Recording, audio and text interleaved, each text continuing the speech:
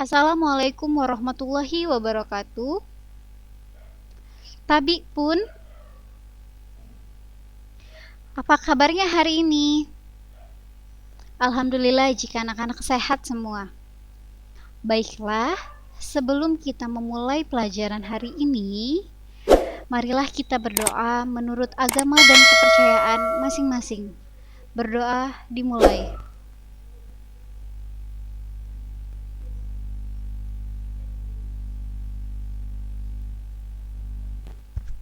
Berdoa selesai. Sebelum Ibu menjelaskan materi tentang pertemuan kali ini, Ibu akan mengulas kembali materi pertemuan kita sebelumnya. Ibu harap kalian semua masih ingat dengan jelas apa materi pertemuan kita minggu lalu. Minggu lalu, kita sudah belajar tentang bubalahan atau bebalahan. Bubalahan atau bebalahan artinya ialah percakapan. Percakapan antara wajimo, antara dua orang. Ada satu sebagai penanya dan ada satu sebagai yang menjawab atau disebut dengan woarah. Dan bebalahan memiliki manfaat-manfaatnya yang tersendiri. Apa saja sih manfaat-manfaat dari bebalahan? Pada masih ingat tidak? Sepertinya ada yang lupa, sepertinya ada yang ingat, tapi Ibu harap kalian tetap ingat materi sebelumnya. Jadi, manfaat dari bebalahan itu ialah membuat kita menjadi makhluk yang sosial, berinteraksi dengan tetangga kita, saudara kita, atau teman-teman kita. Yang kedua, kita akan mendapatkan informasi dari bebalahan tersebut, percakapan tersebut. Dan kita juga akan mengikuti pil pesanggiri, mempunyai akhlak yang baik terhadap orang tua, bagaimana cara berbicara dengan orang tua, bagaimana cara berbicara dengan teman sebaya. Baiklah, hari ini atau pertemuan kali ini kita akan belajar tentang budaya Lampung, yaitu pelapisan sosial masyarakat Lampung.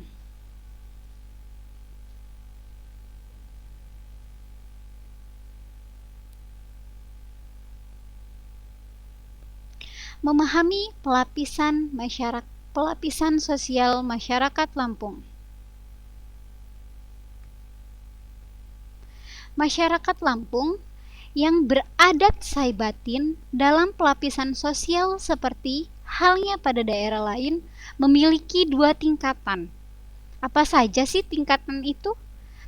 Ada tingkatan atas dan ada juga tingkatan bawah. Pada tingkatan yang atas diduduki oleh kaum bangsawan yang terdiri atas garis keturunan atau kita sebut dengan penyimbang.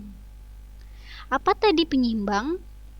Penyimbang adalah kaum bangsawan dari garis keturunan. Yang kedua adalah lapisan biasa. Lapisan yang di bawah adalah lapisan biasa yang diisi oleh rakyat-rakyat biasa. Kaum bangsawan ataupun penyimbang itu terdiri memiliki 5 tingkatan. Apa saja sih tingkatannya? Yang pertama yaitu penyimbang paksi atau penyimbang bumi. Yang pertama, penyimbang paksi atau penyimbang bumi. Yang kedua, penyimbang marga. Yang ketiga, penyimbang tiuh. Yang keempat, penyimbang suku. Dan yang kelima, panida pakusara. Apa sih pengertian dari 5 penyimbang ini? Baik, Ibu akan menjelaskan yang pertama yaitu penyimbang paksi atau penyimbang bumi.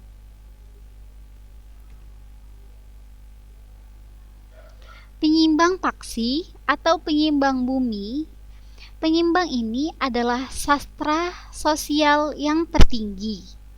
Kekuasaannya meliputi wilayah yang satu kebudayaan dengan dia.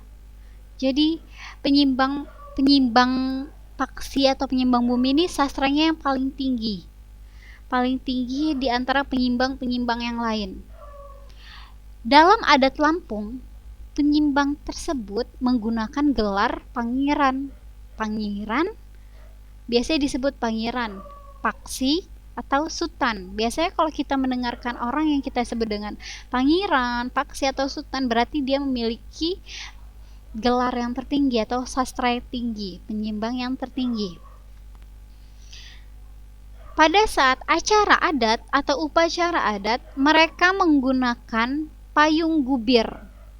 Payung gubir terdiri dari 3 warna, yakni warna putih, warna kuning, dan warna merah.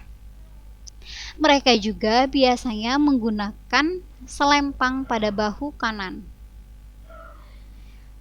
Bila diadakan pawai keliling, maka atribut yang mereka gunakan adalah alam geminser.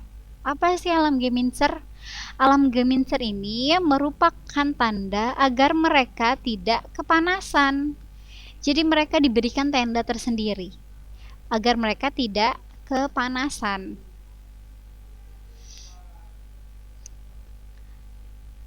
Penyimbang bumi merupakan puncak pimpinan tertinggi masyarakat dalam suatu kebudayaan atau dalam keturunan. Dia menentukan tata tertib dan hukum adat, tertib pemerintahan sebagai pengayom kebudayaan. Kedudukan penyimbang bumi akan turun pada anak laki-laki dari istri pertama. Jadi, penyimbang ini ada penyimbang bumi atau penyimbang paksi ini yang menentukan hukum adat. Terus mereka menentukan tata tertib di suatu lingkungan tersebut atau di suatu daerah tersebut. Jadi yang menentukannya adalah penyimbang paksi ini dan penyimbang bumi ini.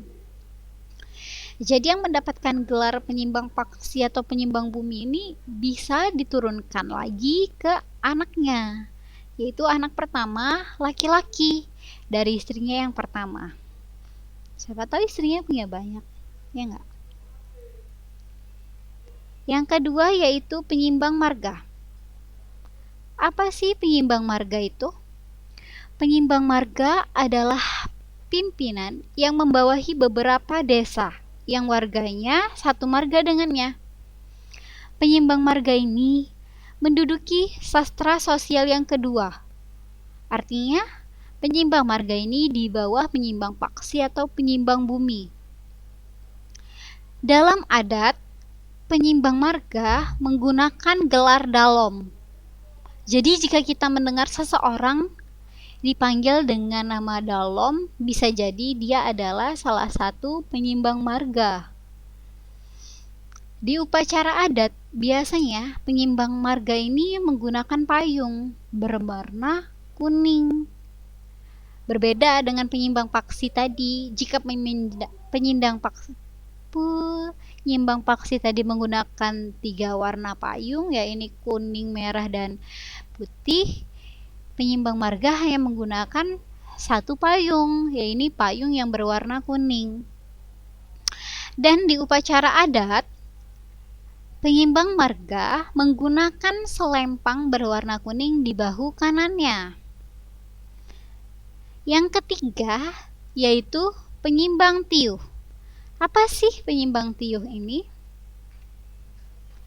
Penyimbang tiuh adalah pimpinan yang membawahi desa atau kampung. Penyimbang ini menggunakan gelar batin atau raja, jadi dia memimpin desa dan memimpin kampung-kampung.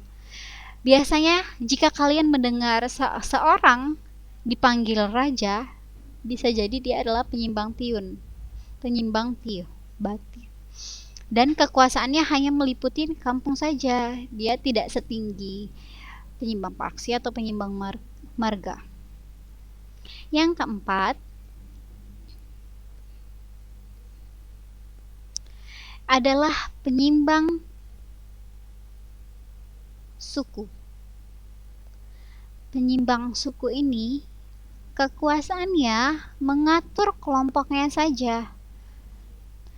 Penyimbang suku tunduk atau patuh pada penyimbang Tiuh, karena mereka hanya mengatur suku-suku di dalam suatu desa. Jadi dia patuh terhadap penyimbang Tiuh, mengikuti peraturan ataupun dan yang lain-lain. Dalam adat biasanya penyimbang Tiuh menggunakan gelar batin atau radin. Jadi jika mendengar seseorang disebut dengan batin atau radin, bisa jadi dia adalah penyimbang suku ya. Dan yang terakhir, Panida Pakusara. Apa sih Panida Pakusara itu? Panida Pakusara adalah keluarga dekat dari penyimbang. Nah, mereka juga merupakan keturunan bangsawan ya. Jadi ada dua gelar, yaitu yang pertama gelar Dalom dan gelar Pangeran. Gelar Dalom bila dia merupakan adik laki-laki dari penyimbang bumi atau penyimbang paksi. Jadi adik-adik dari penyimbang paksi atau penyimbang bumi ini masih keturunan bangsawan. Yang kedua adalah gelar Pangeran bila adik laki-laki dari penyimbang marga. Penyimbang marga yang di bawah penyimbang paksi atau penyimbang bumi, benar.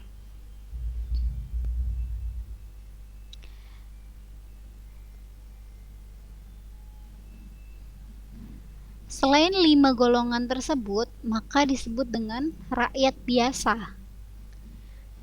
Secara hukum adat, mereka di bawah kekuasaan para penyimbang. Jadi selain 5 gelar tadi, 5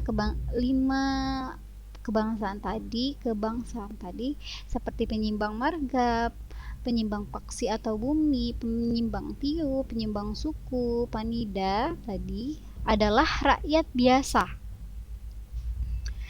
Kelima tingkatan sosial tersebut merupakan susunan kepemerintahan adat yang tunjangannya untuk mengatur kehidupan bermasyarakat. Tetapi raja-raja tersebut tidak bisa berbuat jolim kepada rakyatnya. Karena itu sudah diatur di Kitab Raja Ninti, Kitab Kuntara Raja Ninti. Jadi pemerintah tidak bisa berbuat zolim atau berbuat semena-mena kepada rakyatnya. Bila pemerintah atau 5 tingkatan sosial tersebut melanggar hal tersebut, maka bangsawan-bangsawan tadi pun akan mendapatkan sanksi. Bisa jadi akan mendapatkan sanksi lebih berat jika mereka melakukan lebih berat pelanggaran kepada rakyat-rakyatnya tersebut. Sudah mengerti belum? Dari sini? Baik, Ibu akan menjelaskan secara rinci lagi apa saja sih tingkatan-tingkatannya. Tingkatan-tingkatan tadi ada 5 tingkatan kebangsawanan di daerah Lampung, yaitu penyimbang paksi itu memiliki penyimbang yang tertinggi, yang kedua penyimbang marga, yang ketiga penyimbang Tiuh, yang keempat penyimbang suku, dan yang kelima Panida Pakusara. Jangan dilupakan. Apa saja beda-bedanya dari 5 penyimbang tersebut? Penyimbang paksi adalah penyimbang yang paling tinggi. Penyimbang paksi adalah penyimbang yang paling tinggi, di bawahnya ada penyimbang marga, setelah itu ada penyimbang Tiuh, dan yang keempat yaitu penyimbang suku, dan yang kelima Panida Pakusara. Jika penyimbang paksi itu memiliki tingkatan yang paling tinggi, yang paling disegani, karena dia membuat hukum adat, dia yang membuat peraturan, dan yang lain-lain. Sedangkan penyimbang marga tadi adalah di bawah penyimbang paksi atau penyimbang bumi. Ketiga adalah penyimbang Tiuh, mengatur suatu kampung atau desa, sedangkan penyimbang suku hanya mengatur suku-suku, dia sangat taat kepada penyimbang Tiuh. Dan yang kelima yaitu Panida. Panida adalah saudara atau keluarga dari penyimbang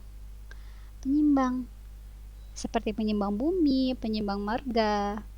Dan selain 5 golongan tersebut, maka seperti kita disebut dengan rakyat biasa yang secara hukum adat yang harus mengikuti peraturan-peraturan atau tata tertib yang telah dibuat oleh penyimbang paksi atau penyimbang bumi dan penyimbang-penyimbang lainnya. Mungkin hanya itu saja yang dapat Ibu sampaikan. Kurang lebih Ibu ucapkan terima kasih. Dan ini ada soal untuk pertanyaan yang harus kalian jawab. Boleh di buku latihan, boleh di buku ataupun di kertas folio, dan kirim via WA. Ada 5 pertanyaan yang harus kalian jawab. Yang pertama ialah sebutkan dan jelaskan 5 tingkatan pelapisan sosial yang berlaku pada adat Saibatin. Yang kedua, sebutkan gelar adat yang dipakai oleh penyimbang bumi. Apa saja sih gelar adatnya tadi? Tadi sudah Ibu jelaskan. Yang ketiga, siapa yang memakai gelar dalom?